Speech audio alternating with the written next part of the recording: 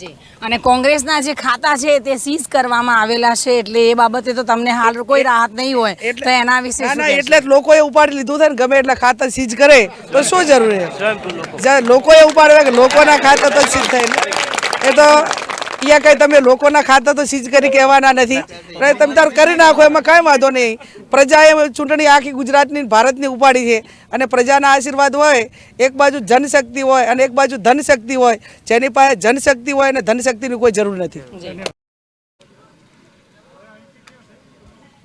બનાસકાંઠા જિલ્લામાં કોંગ્રેસ ઉમેદવાર લઘુમતી કોમના ઇલાકામાં પહોંચ્યા છે. જાગીરદાર લઘુમતી કોમનો ઇલાકો છે. બેન, આજે અહીંયા આપે સભા યોજી હતી અને પ્રવચન કર્યું હતું.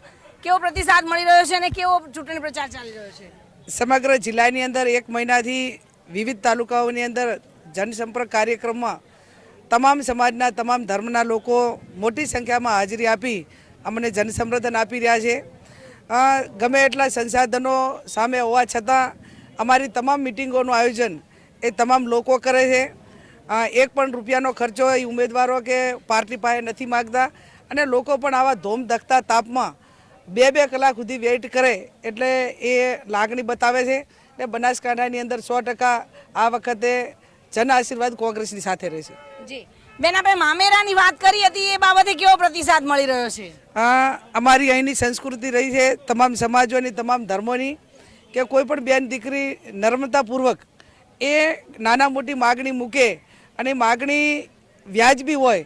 એમને એમ લાગે કે એક દીકરી તરીકે અમારે પિયરમાં મળવા જઈએ અને પાછા સાસરાને ઘરે આવવાનું હોય ત્યારે ઘરેથી નીકળીએ ત્યારે મા બાપ, એના કુટુંબીજનો, 2 ભાભી હોય, કાકીઓ હોય, એ બધા જ 5-25 રૂપિયા આપતા હોય ભાડા પેટે. આ પણ વિસ્તારની અંદર હું ગામડે ગામડે જઉં એટલે કોઈ 50 આપે, કોઈ 100 આપે, 500 આપે, 1000 આપે. એક પણ ગામ એવું ના હોય કે અમને 2-3-4 હજાર રૂપિયા ના આપ્યા હોય.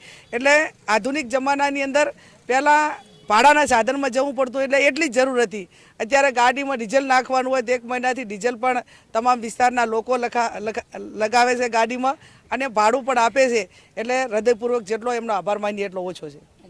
અને કોંગ્રેસના જે ખાતા છે તે સીઝ કરવામાં આવેલા છે એટલે એ બાબતે તો તમને હાલ કોઈ રાહત નહીં હોય તો એના વિશે શું કહેશો? એટલે જ લોકોએ ઉપાડી લીધું છે ને ગમે એટલા ખાતા સીઝ કરે તો શું જરૂર છે? લોકોએ ઉપાડ્યા કે લોકોના ખાતા તો સીઝ થાય એ તો અહીંયા કંઈ તમે લોકોના ખાતા તો સીઝ કરી કહેવાના નથી.